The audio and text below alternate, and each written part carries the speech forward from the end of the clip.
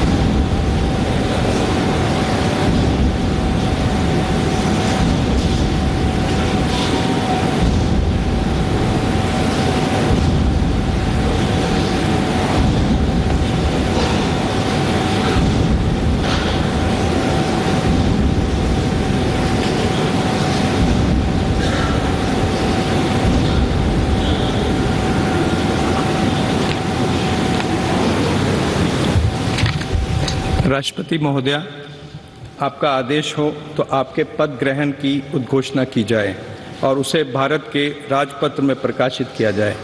इसकी सूचना प्रमुख सेना केंद्रों तथा विदेश स्थित सभी भारतीय मिशनों, राज्य सरकारों तथा संघ शासित प्रदेशों क्षेत्रों के प्रशासकों को भेजी जाए। भारत सरकार के सभी मंत्रालयों और विभागों को भी सूचना तथा आवश्यक आदेश जारी करने हेतु भेजा जाए।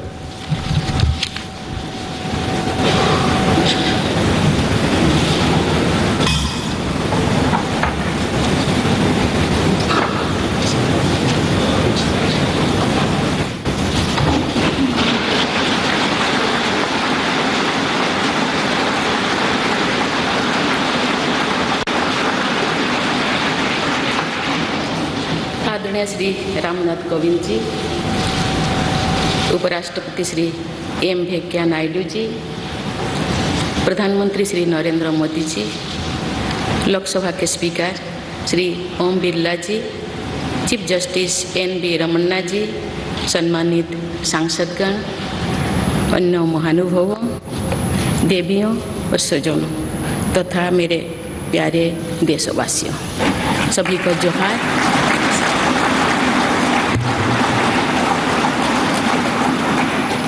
भारत के सर्वोच्च संवैधानिक पद पर निर्वाचित करने के लिए मैं सभी सांसदों और सभी विधानसभा सदस्यों का हार्दिक आभार व्यक्त करती हूँ।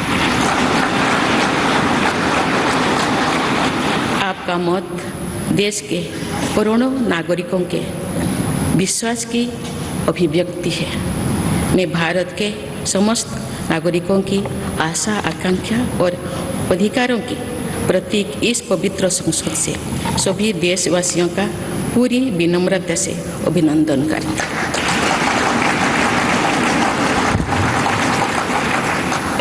आपकी आत्मीयता, आपका विश्वास और आपका सहयोग मेरे लिए इस नए दायित्व का निभाने में मेरी बहुत बड़ी ताकत रहेगी।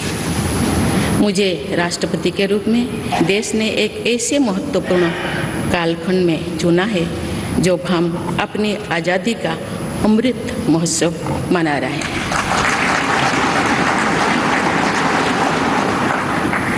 आज से कुछ दिन बाद ही देश अपनी स्वाधीनता के 75 वर्ष पूरी करेगा। ये भी एक संयोग है कि जब देश अपनी आज़ादी के 50वें वर्ष का पर्व मना रहा था तभी मेरे राजनीतिक जीवन की शुरुआत हुई थी। और आज आज़ादी के 75वें वर्ष में मुझे ये नया दायित्व मिला है। ऐसे ऐतिहासिक समय में जब भारत अगले 25 वर्षों के विजन को हासिल करने के लिए पूरी ऊर्जा से जुटा हुआ है, मुझे ये जिम्मेदारी मिलना मेरा बहुत बड़ा सौभाग्य है। मैं देश की ऐसी पहली राष्ट्रपति भी हूँ जिसका जन्म आज़ाद भारत में हुआ है।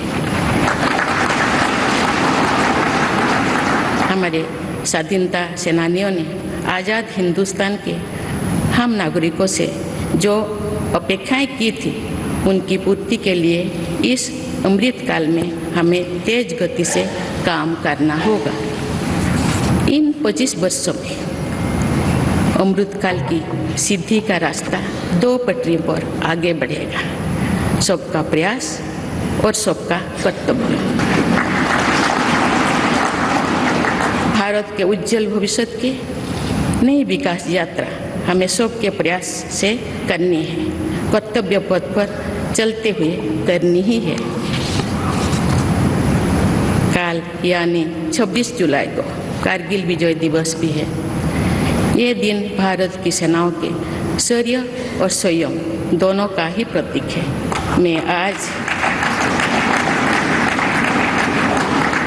मैं आज देश की सेनाओं को तथा देश के समस्त नागरिकों को कारगिल विजय दिवस की अग्रिम शुभकामनाएं देती हूँ। देवियों और स्वजनों, मैंने अपनी जीवन यात्रा पूर्वी भारत में ओडिशा के एक छोटे से आदिवासी गांव से शुरू की थी। मैं जिस पृष्ठभूमि से आती हूँ वहाँ मेरे लिए प्रारंभिक शिक्षा प्राप्त करना भी एक सपने जैसा ही था, लेकिन अनेक बाधाओं के बावजूद मेरा संकल्प दृढ़ रहा और मैं कॉलेज जाने वाली अपने गांव की पहली बेटी थी।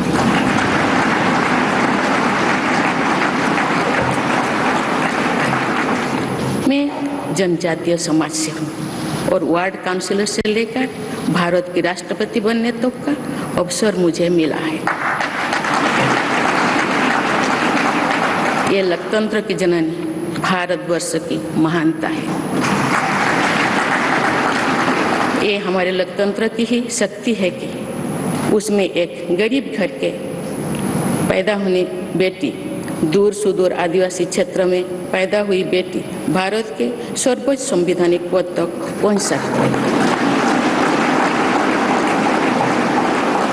राष्ट्रपति के पद पहुंचना मेरी व्यक्तिगत उपलब्धि नहीं है, ये भारत की प्रत्येक गरीब की उपलब्धि है। मेरा निर्वाचन इस बात का सबूत है कि भारत में गरीब सपने भी देख सकता है और उन्हें पूरा भी कर सकता है।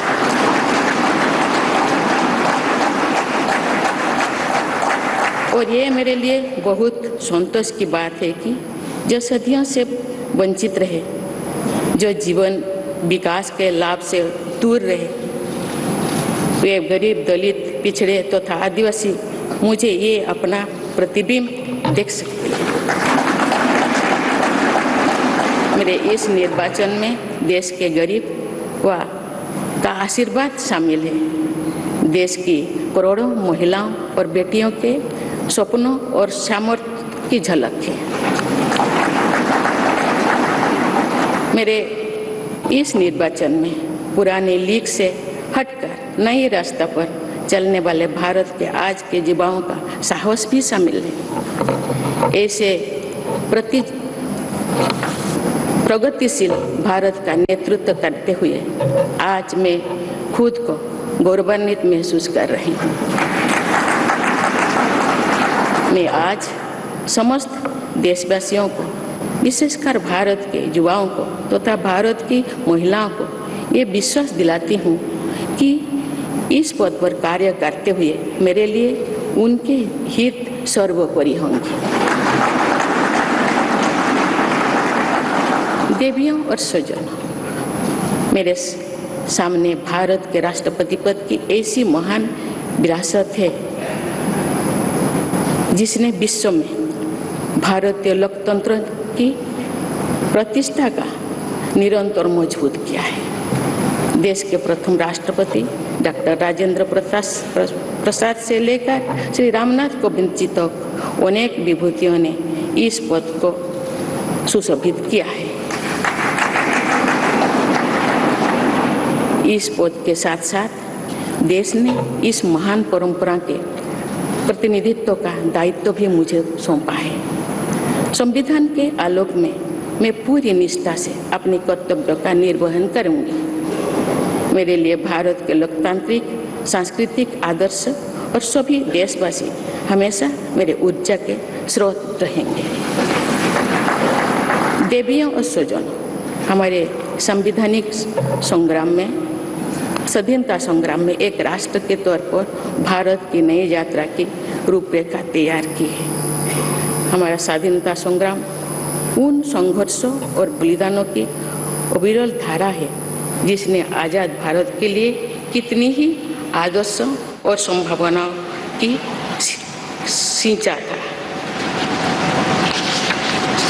पूज्य बापू ने हमें स्वराज, स्वदेशी, स्वच्छता और सत्याग्रह द्वारा भारत के सांस्कृतिक आदर्शों की स्थापना का मार्ग दिखाया था। नेताजी सुभाष चंद्र बोस, नेहरू जी, सरदार पटेल, बाबा साहेब अम्बेडकर, भगत सिंह, सुखदेव, राजगुरु, चंद्रशेखर आजाद जैसे अनगिनत स्वाधीनता सेनानियों ने हमें राष्ट्र के स्वाभिमान को सर्वोपरि रखने की शिक्षा दी थी। रानी लक्ष्मीबाई, रानी वेलु नाचियार, रानी गाईदिन्लु और रानी चेन्निमा जैसी अनेकों वीरांगनाओं ने राष्ट्र इच्छा और राष्ट्र निर्माण में नारी शक्ति की भूमिका को नई ऊर्जा दी है। संथाल क्रांति, पाइक क्रांति से लेकर कोल क्रांति और भील क्रांति ने स्वतंत्रता संग्राम में आदिवासी योगदान को और सशक्त किया। सामाजिक उत्थान एवं देश प्रेम के लिए धरती आबा भगवान बिरसा मुंडा जी के बलिदान से हमें प्रेरणा मिली थी। मुझे खुशी है कि आज़ादी की लड़ाई में जनजातीय समुदाय के योगदान को समर्पित अनेक म्यूजियम देश भर में बनवाया जा रहा है। देवियों और स्वजनों, एक संसदीय लोकतंत्र के रूप में 75 वर्ष में भारत ने प्रगति के संकल्प को सहभागिता एवं सर्वसम्मति से आगे बढ़ाया है। विविधताओं से भरे अपने देश में हम अनेक भाषा, धर्म, संप्रदाय, खान पान, रहन सहन, रीति रिवाजों का अपनाते हुए एक भारत श्रेष्ठ भारत के निर्माण में सक्रिय है। आज़ादी के 75वें वर्ष के अवसर पर आया है अमृतकाल। भारत के लिए नए संकल्पों का कालखंड है। आज मैं इस नए युग के स्वागत में अपने देश को नई सोच के साथ तत्पर और तैयार देख रही हूँ। भारत आज हर क्षेत्र में विकास का नया अध्याय जोड़ रहा है। कोरोना महामारी के वैश्विक संकट का सामना करने में भारत ने जिस तरह का सामर्थ्य दिखाया है, उसने पूरे विश्व में भारत की साख बढ़ाया है।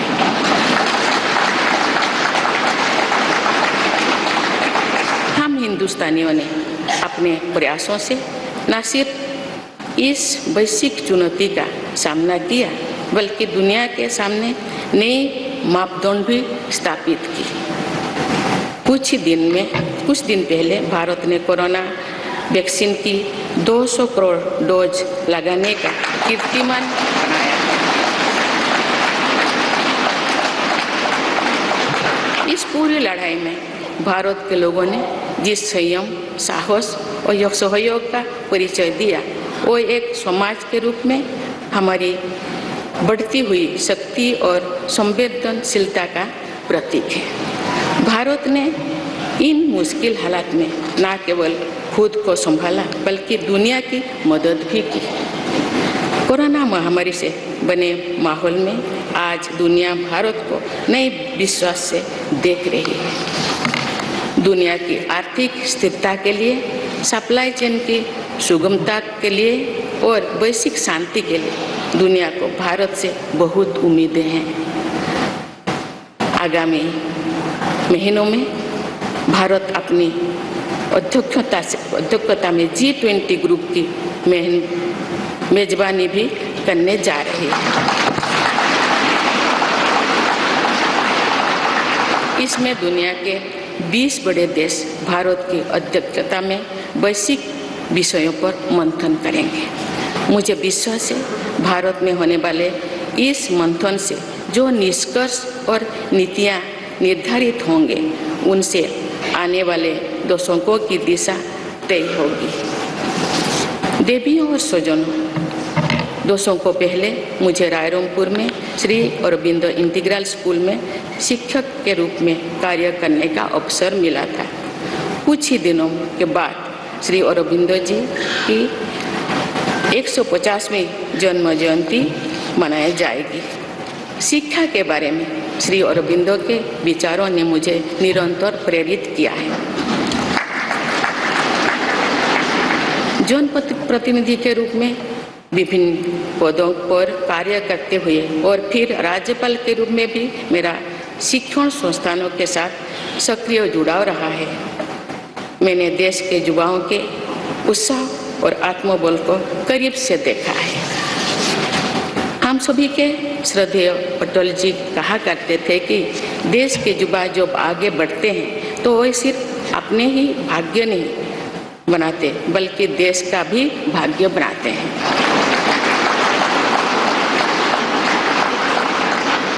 आज हम इसे सोच होते देख रहे हैं। वोकल फॉर लोकल से लेकर डिजिटल इंडिया तक हर क्षेत्र में आगे बढ़ रहा आज का भारत विश्व के साथ कदम से कदम मिलाकर औद्योगिक क्रांति 4.0 के लिए पूरी तरह भारत तैयार है। रिकॉर्ड संख्या में बन रहे स्टार्टअप्स में नए इनोवेशंस में दूर सुदूर क्षेत्रों में डिजिटल टेक्नोलॉजी की स्वीकार्यता में भारत के युवाओं की बड़ी भूमिका है। बीते वर्षों में भारत ने जिस तरह महिला सशक्तिकरण के लिए निर्णय लिए हैं, नीतियाँ बनाई गई है, इससे भी देश में एक नई शक्ति का संचार हुआ है। मैं चाहती हूँ कि हमारी सभी बहनें व बेटियाँ अधिक से अधिक सशक्त हो तथा वे देश के हर क्षेत्र में अपना योगदान बढ़ाती रहें। मैं अपने देश के युवाओं से कहना चाहती हूँ कि आप न केवल अपने भविष्य का निर्माण कर रहे हैं बल्कि भविष्य के भारत की नींव भी रख रहे हैं। देश के राष्ट्रपति के तौर पर मेरा हमेशा आपको पूरा सहयोग रहेगा। देवियों और स्वजनों, विकास और प्रगतिशीलता का अर्थ निरंतर आगे बढ़ना होता है, लेकिन साथ ही अपने अतीत का ज्ञान भी उतना ही आवश्यक है। आज जब विश्व सस्टेनेबल प्लैनेट की बात कर रहे हैं तो उसमें भारत की प्राचीन परंपराओं, हमारे अतीत की सस्टेनेबल लाइफस्टाइल की भूमिका और बढ़ जाती है। मेरा जन्म तो उस जनजातीय परंपरा से हुआ है जिसने हजारों वर्ष से प्रकृति के साथ तालमेल बनाकर जीवन को आगे बढ़ाया है। मैंने जंगल और जलाशयों के महत्व को अपने जीवन में महसूस किया है। हम प्रकृति से जरूरी संसाधन लेते हैं और उतनी ही श्रद्धा से प्रकृति से सेवा भी करते हैं। यहाँ संवेदनशीलता का आज वैश्विक अनिवार्यता बन गया है। मुझे इस बात की प्रसन्नता है कि भारत पर्यावरण संरक्षण के क्षेत्र में विश्व का मार्गदर्शक बन रहा है। देवियों और स्वजन, मैंने अपने अब तक के जीवन में जौन सेवा में ही जीवन की सार्थकता को अनुभव किया है। श्री जगन्नाथ क्षेत्र के एक प्रख्यात कवि भीम भोई जी की कविता की एक पंक्ति है, मो जीवन पचे नरके पड़ी थाउ जगत उद्धार।